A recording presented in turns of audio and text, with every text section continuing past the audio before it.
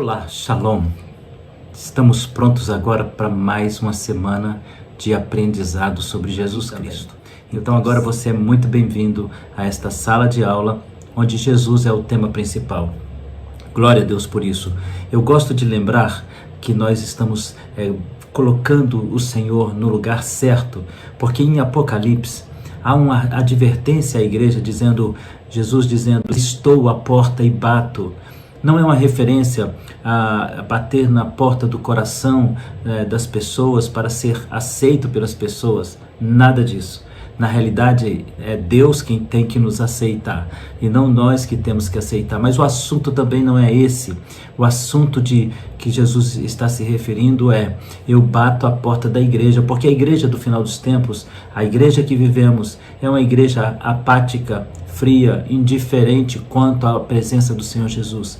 É como se nós tivéssemos nos acostumado tanto que perdeu o sentido e na hora de passar isso para as pessoas, também ficou sem sentido para eles. Mas nós cremos no Senhor, nós acreditamos nesse Senhor. E para nós, falar de Jesus é abrir a porta, é escancarar a porta, é falar tudo sobre Ele, trazê-lo para perto.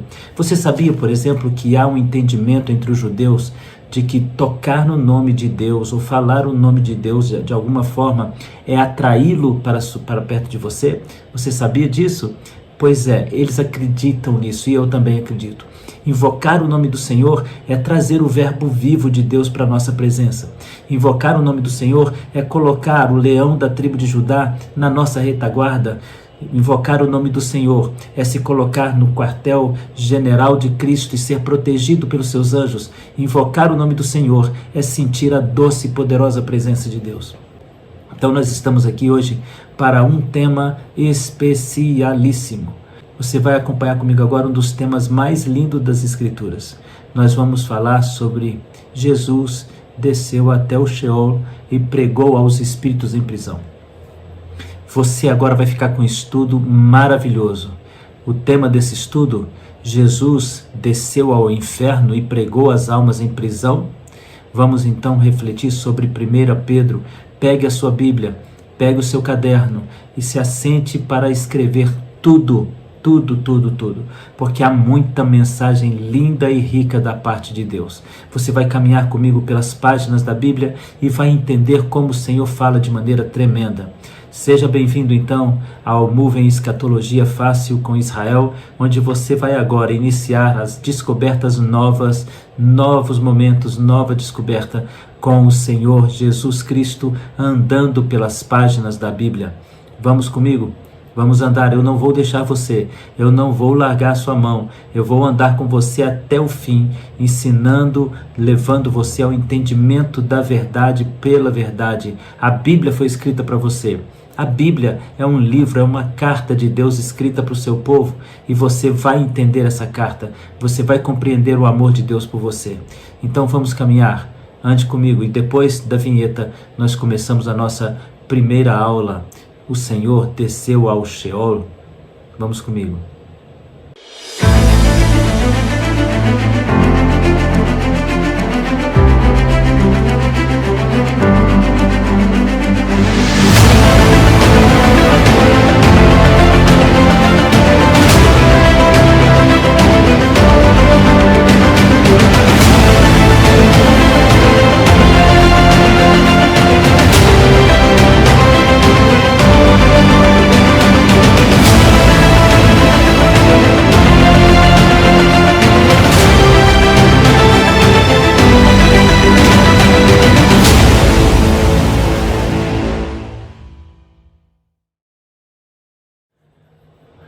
Viu a vinheta? Que linda vinheta, que linda vinheta. Um trabalho sensacional que produzido pelo João, um amigo nosso, alguém que trabalhou aí nessa arte maravilhosa. Eu vou deixar aí para você o nome desse artista que faz essas obras de arte para nós. Faça contato conosco que nós apresentamos a você. 1 Pedro 3, de 18 a 22. Pedro vai levantar uma palavra, pessoal, que é considerada hoje uma das palavras mais difíceis de se explicar. Pedro vai fazer uma afirmação extremamente pessoal e poderosa, Porque se é verdade e é, porque toda a palavra do Senhor é verdade, se é verdade e é, então nós temos aqui que aprender o que aconteceu e o que Pedro queria dizer com isso. Primeira carta de Pedro, o apóstolo, no capítulo 3, nos versos 18 a 22. Pois também Cristo morreu uma única vez pelos pecados, o justo pelos injustos, para conduzir-vos a Deus morto, sim, na carne, mas vivificado no Espírito, no qual também foi e pregou aos espíritos em prisão, os quais noutro tempo foram desobedientes quanto a longanimidade de Deus aguardava nos dias de Noé, enquanto se preparava a arca, na qual poucos, a saber, 8 pessoas, foram salvas pelas águas. Não sendo a remoção da imundícia da carne, mas a indagação de uma boa consciência para com Deus, por meio da ressurreição de Jesus Cristo, o qual, depois de ir para o céu, está à destra de Deus Pai, ficando-lhe subordinados os anjos, potestades e poderes. Uau, que palavra! Eu acho que Pedro aqui nos colocou numa situação de aperto. Veja que os primeiros versos que nós lemos aqui em 1 Pedro, no capítulo 3, no verso 18, diz assim: que Jesus, o santo, perfeito e incomparável, o Cordeiro de Deus para o sacrifício, se entregou uma vez para todos, e depois disso nós vamos encontrar o juízo. Depois dessa entrega de Jesus, nos resta crer em Jesus, depositar nossa esperança em Jesus, andar com Jesus, porque não há outro tão importante que possa nos aproximar de Deus. Ele morreu pelos justos e injustos, diz o apóstolo Pedro, na carne, mas no espírito não, porque o Senhor é Deus. E ele então foi a pessoa divina que habitou no corpo, no vaso de barro, trazendo honra ao vaso da desonra. Nos quais, no outro tempo, diz a palavra do Senhor, foi e pregou aos espíritos em prisão. E agora o grande dilema aqui que vai se dar é: Cristo teria descido mesmo para pregar os espíritos em prisão? Ou isso aqui é alguma figura de linguagem? E mais do que isso, nós encontramos Noé nessa história. E veja que a palavra do nosso Deus está dizendo que Noé foi salvo juntamente com 8 pessoas pela água. E agora Pedro vai gerar ainda mais coisas para a gente pensar. Porque lá na frente está escrito assim: agora também vos salva o batismo. Então agora o batismo se transforma naquele símbolo de salvação semelhante aos dias de Noé, a salvação de Noé. Mas veja, agora nós temos que começar a refletir sobre esses assuntos, refletir sobre esses problemas. Nós temos que pensar alguma coisa, pessoal, porque nós não vamos ficar com essa dúvida, concorda comigo? O Senhor não colocou essa dúvida aí para a gente ficar concordando com ela. Ele colocou esse assunto para a gente discutir. Para muitas pessoas, é isso que eu vou falar aqui agora, que é a razão pela qual esse texto está escrito. E veja como isso pode ser possível ou totalmente impossível. Você vai decidir. Entre as várias interpretações, número 1, está de que Noé foi incumbido por Cristo de pregar aos ímpios na sua época. Então, quando a Bíblia diz que Jesus anunciou, que o Senhor anunciou, estão querendo pensar que Jesus anunciou por meio de um homem, por meio de Noé. Então, agora vamos ver o ponto de vista que nos coloca em enrascada. Pessoas, cristãos, pastores, teólogos acreditam e afirmam que Cristo, entre a sua morte e ressurreição, ele vai visitar os espíritos aprisionados e prega para eles o Evangelho. Gente, isso aqui é tão difícil de engolir como engolir um abacaxi com a coroa para baixo. É muito difícil você engolir essa, porque há na Bíblia uma série de informações bíblicas dizendo que isso é improvável, impossível. Não há nada impossível para Deus, obviamente, mas há uma condição da impossibilidade que Ele mesmo disse que não faria. Quando Ele coloca a tua mão, quando Ele coloca a tua palavra, quando Ele se empenha, quando Ele empenha a sua palavra, muda tudo. Muda tudo. Ele pode fazer o que quiser depois que empenhou sua palavra. Então agora nós temos um problema. O Senhor desceu ao inferno para pregar. E qual é o propósito do pregar? Em Mateus capítulo 28 nos diz assim: ide por todo mundo, pregai o Evangelho a toda criatura, batizando o que crê em nome do Pai, do Filho e do Espírito Santo. A proposta do batismo é a proposta da evangelização é batismo. A proposta do batismo é nada mais, nada menos do que um testemunho de mudança de vida, um testemunho de transformação de vida. Pregar isso é muito difícil, sabe por quê? Porque contraria a Bíblia, e tudo que contraria a Bíblia torna-se difícil da gente aceitar. Então vamos ler aqui alguns pontos de dificuldade em acreditar que o Senhor Jesus pregou aos espíritos em prisão no inferno. Com a morte, encerra-se o tempo de preparo para a salvação. Esse é o primeiro ponto. Com a morte, encerra-se o tempo de preparo para a salvação. Ponto 1. Com a morte, encerra-se o tempo de preparo para a salvação. Está escrito em Hebreus 9:27. Ao homem está ordenado morrer uma só vez, vindo depois disso o juízo.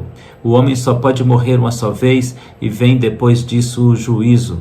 Então nós não podemos acreditar que o indivíduo que está morto agora recebe uma evangelização de Jesus em pessoa, porque não há mais o que fazer sobre aqueles que morreram. Em relação àqueles que morreram, todos aguardam apenas o dia da ressurreição e o dia do encontro com o Senhor nos ares. Então tornou-se difícil esse assunto. Esse assunto não é fácil, porque você não pode colocar no céu aquelas pessoas que Deus tirou do céu. Então, primeiro ponto importante, o tempo de preparo se encerrou. Ou você creu enquanto vivo, ou não há mais chances. Então perde-se o propósito. Jesus perde o propósito de descer ao Sheol e pregar aos espíritos que estão em prisão, porque ele mesmo disse que ao homem está ordenado morrer uma só vez. Hebreus capítulo 9, verso 27. Em Hebreus capítulo 9, verso 27, Hebreus capítulo 9, verso 27, ao homem está ordenado morrer uma só vez, vindo depois disso o juízo final. Então nós encontramos aqui uma primeira barreira para que essa palavra tenha o sentido literal. Vamos continuar então pensando sobre isso. Então veja, queridos, olha o argumento que firma-se sobre bases teológicas que não possuem apoio bíblico. Nós vamos encontrar, por exemplo, São Clemente Damasceno, que vai apoiar no século III a ideia de que, de fato, o Senhor desceu ao Hades e pregou ali aqueles espíritos em prisão para apaziguar, para diminuir o sofrimento deles. Isso não encontra base nenhuma bíblica para que isso aconteça, nenhuma base bíblica. Mas nós vamos encontrar outros argumentos que são apoiados e são base para depois, lá na frente, se transformarem em santas indulgências. Os apoiadores dessa ideia, então, dizem que há uma espécie de antessala de sofrimentos. A pessoa não está no seu sofrimento total, ela não está no Hades totalmente, ela está no Hades, mas ela poderá, então, vivenciar um certo alívio do seu sofrimento. Eu vou ler para vocês o que está escrito como definição desse sentimento. O Hades representa um julgamento intermediário, não é o juízo final. E também a segunda vinda do Senhor não é para uma eliminação total do Hades. O Hades não é o lugar final. A definição aqui é que o Hades é o lugar intermediário, existe um pré-sofrimento do inferno. Isso não encontra base e apoio bíblico nenhum, a não ser na doutrina das santas indulgências, onde a igreja colocou as pessoas como pessoas que necessitavam de uma confissão ao Padre para perdão de pecados de almas que não estavam totalmente no inferno. Mas o que a Bíblia nos ensina é algo bem diferente disso. Bem diferente, bem contrário a tudo isso que nós estamos lendo aqui agora. Porque a palavra do Senhor vai nos apontar um caminho contrário, totalmente contrário a esse sentimento. Vamos agora pontuar e ler para você algumas afirmações bíblicas que nos colocam na situação de ir contra, não tem como ser diferente, e contra a interpretação de que Pedro estivesse falando que Jesus desceu ao Sheol e pregou aos espíritos em prisão. O que é Sheol? O lugar é definido como, a palavra é definida como um lugar oco. é a referência à condição morte, ao estado daquele que morre. É referente ao local onde aquele que morreu está aguardando o julgamento. Hoje, no entendimento cristão, existem dois lugares distintos e separados para grupos distintos. Estes lugares distintos são chamados hoje de paraíso e inferno. No tempo antigo era conhecido como Sheol, que quer dizer lugar oco e vazio. Dentro de um tempo, a teologia judaica vai avançar para a ideia de que é um lugar oco, mas dividido em duas partes, onde estão ímpios e bons ali, bem quase no mesmo ambiente.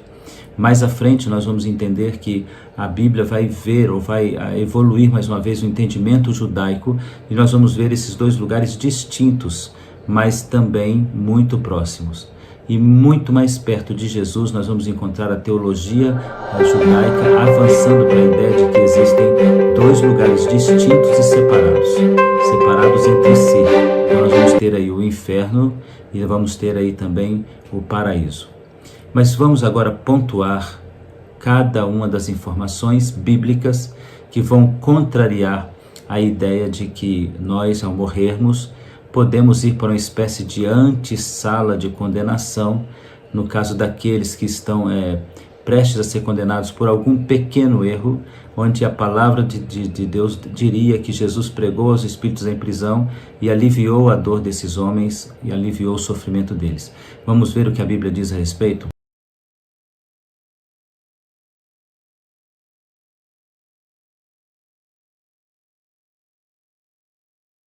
Os mortos não podem ouvir a pregação do Evangelho, nem tampouco aceitá-los. É isso que a Bíblia diz claramente. Vamos ler Gênesis 3,19. Até que tornes à terra, pois dela foste formado, porque tu és pó e ao pó tornarás. Como consequência disso, a consciência daquele que está aguardando a ressurreição também é uma consciência que não o traz para a realidade humana. Vamos ler então Salmo 146, verso 4. Sai-lhes o espírito, e eles tornam ao pó. Neste mesmo dia perecem todos os seus desígnios. Vamos continuar lendo outros textos das Escrituras para entender isso. Os mortos não louvam ao Senhor, nem os que descem à região do silêncio. Salmo 115, 7. Os mortos não sabem coisa alguma, e a sua memória jaz no esquecimento, porque no além, para onde tu vais, não há obra, nem projeto, nem conhecimento, nem sabedoria. Nós temos então um argumento que ainda é mais direto do que nós falamos até agora. É o argumento do julgamento final. A palavra de Deus nos diz que todos os mortos ressuscitarão e todos os vivos serão arrebatados e haverá um momento chamado Grande Trono Branco, onde diz a palavra do Senhor em diversos textos. Ali todos compareceremos diante do tribunal de Cristo para recebermos a sentença que deve ser impetrada sobre cada um dos homens, tanto os pecadores quanto aqueles que creram no Senhor. Então nós temos que compreender que o Senhor mesmo irá determinar um julgamento para toda a humanidade após a morte. E nós sabemos que todos os mortos que estão em Cristo aguardam o momento da ressurreição para o julgamento, assim como aqueles que estão mortos longe e fora de Cristo Jesus. Então esse argumento coloca por terra toda a ideia de que o Senhor possa ter ido pregar aos espíritos em prisão. Porque os espíritos que estão em prisão estão em condição de aguardar condenação. Não há mais o que fazer por eles a não ser levá-los ao tribunal de Cristo Jesus.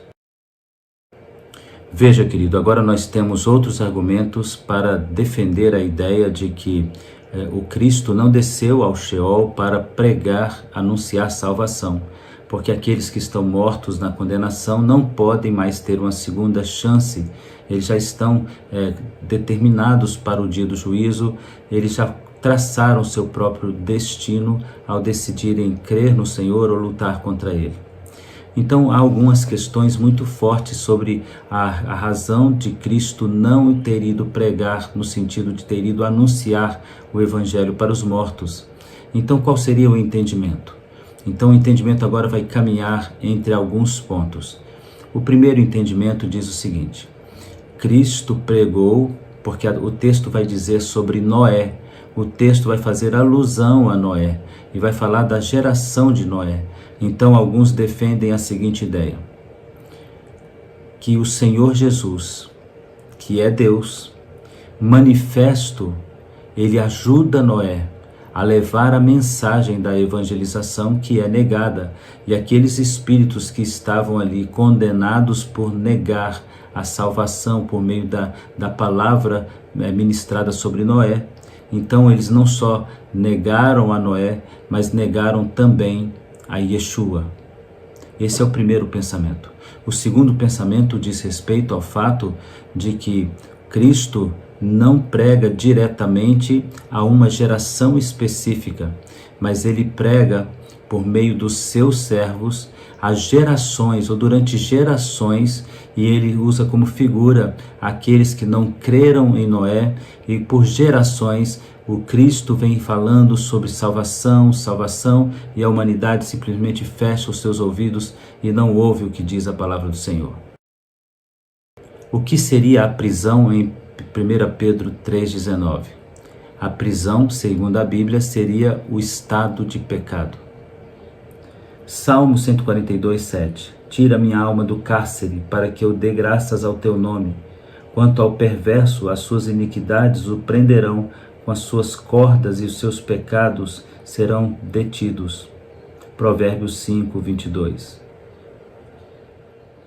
Então a promessa da vinda do Messias é resgatar essas almas aprisionadas no pecado. Contudo, não aqueles que já estão mortos, mas aqueles que ainda têm chance e estão vivos. Nesse argumento a Bíblia está dizendo o seguinte: os que morreram, no sentido de morrer para Cristo e viver para o mundo, fizeram essa opção mesmo ouvindo a mensagem do Senhor Jesus por meio da boca dos profetas, da boca dos pastores, da boca dos pregadores, evangelistas e missionários. Mesmo ouvindo, eles morrem, eles estão condenados ao inferno, eles estão em estado de condenação ao inferno. E isso seria para alguns teólogos, para muitos teólogos na realidade, a base correta de 1 Pedro 3. Não que o Senhor tenha ido ao inferno pregar, mas ele veio aos mortos que estavam na mesma condição dos dias de Noé, com incredulidade, coração duro, olhar duro e negativo quanto à palavra de Deus. Este é o princípio ensinado em 1 Pedro 3. A conclusão a que chegamos é: biblicamente é incoerente afirmar que o texto esteja falando exatamente de Jesus descendo literalmente até o Hades, o inferno, o Sheol, e pregado aos espíritos que estão ali aprisionados, porque não há um propósito posterior à morte de resgate de nenhuma das pessoas que estão ali, visto que fizeram suas escolhas e está ordenado ao homem morrer uma só vez, vindo depois disso o julgamento. Tudo que as pessoas mortas aguardam, e os vivos também, é o julgamento do Senhor, o julgamento final. Então, Russell Norman Champlin, na sua obra conhecida como o Novo Testamento interpretado versículo por versículo, nos dá uma visão do que pode estar sendo ali afirmado. O que está sendo ali afirmado, segundo Russell Norman Champlin, é uma informação de que o Senhor Jesus pregou a pessoas vivas que têm um espírito questionador, um espírito de inteligência, o espírito humano. Não necessariamente é descer ao local dos espíritos, mas um espírito humano que recebe a informação e resiste, porque está morto na fé, está morto na esperança, está morto na religação com o Senhor, está morto para todo o propósito do Senhor. Então não necessariamente, diz Russell Champlin, os espíritos são espíritos daqueles que estão mortos, mas podem ser os espíritos daqueles que estão vivos e sendo evangelizados pelo Senhor. E indiretamente o evangelismo do Senhor é feito pela igreja. Então é a igreja anunciando o evangelho a toda criatura. Muitos irão resistir, segurar, mas outros serão abençoados, porque aqueles que levam a palavra do Senhor são luzeiros para trazer claridade à escuridão da alma das pessoas. Então Russell Norman Champlin também vai fazer um apontamento concernente aos verbos utilizados ali no texto de 1 Pedro. E os verbos apontam não para um espírito que está aprisionado no sentido de estar no inferno, mas para espíritos que estão aprisionados em vida. Então poderíamos dizer também, como diz Carpentry, um teólogo que escreveu a teologia do Velho Testamento, ele escreve a possibilidade de que esse texto esteja falando sobre exatamente uma recolocação do Senhor Jesus. Então, nessa posição de Carpentry, o que fica claro é: o Senhor pregou em um local chamado hoje de figura do Hades, que era o Vale de Rinom, também conhecido como Vale de Geena e também conhecido como Vale de Cedron. A palavra Cedron quer dizer lugar escuro, e era por este caminho que Jesus passava para a oração no Getsemane. Então ali ele passava e encontrava ali toda sorte de pessoas jogadas, esquecidas, abandonadas, com ódio de Jerusalém, porque não podiam entrar por causa de certas enfermidades ou de certas condições para poder entrar ali no que diz respeito à sua saúde. Então essas pessoas tinham ódio, raiva. O vale, chamado Vale de Josafá, foi lá na frente vendido e conhecido como o Vale do Terror ou Vale da Morte e do Inferno. Então os sacerdotes passam a usar essa figura como uma figura que cabe muito bem na explicação da condenação eterna. Então todos aqueles que estão agora naquele vale estão sendo resgatados por Jesus quando ele passa pelo Cedron, quando ele passa pelo Vale de Josafá para ir até o Getsemane, quando ele atravessa esse caminho que é curto, ele encontra milhares de doentes, de necessitados, e Isaías começa a aparecer mais uma vez. Ele levou sobre si as nossas dores e as nossas enfermidades estão sobre ele. Pelo castigo que nos traz a paz estava nele. Então nós vamos agora entender toda essa logística e dinâmica da palavra de Deus. Não parece que Pedro está fazendo a informação ou trazendo a informação de que o Senhor desceu realmente ao inferno ou ele mesmo foi lá pregar qualquer coisa. O que parece é que o Senhor está pregando desde sempre no coração daqueles que creem. E aqueles que creem estão sendo retirados de Sheol. E aqueles que não creem na palavra do Senhor já estão condenados. Vamos agora depender de uma nova análise para que nós possamos tirar mais conclusões. Eu entendo que você ficou agora com um pouco de dúvida, mas também ficou com o caminho para ter a resposta correta e adequada. Eu espero você agora para explicarmos esse assunto em um próximo vídeo. Deus te abençoe.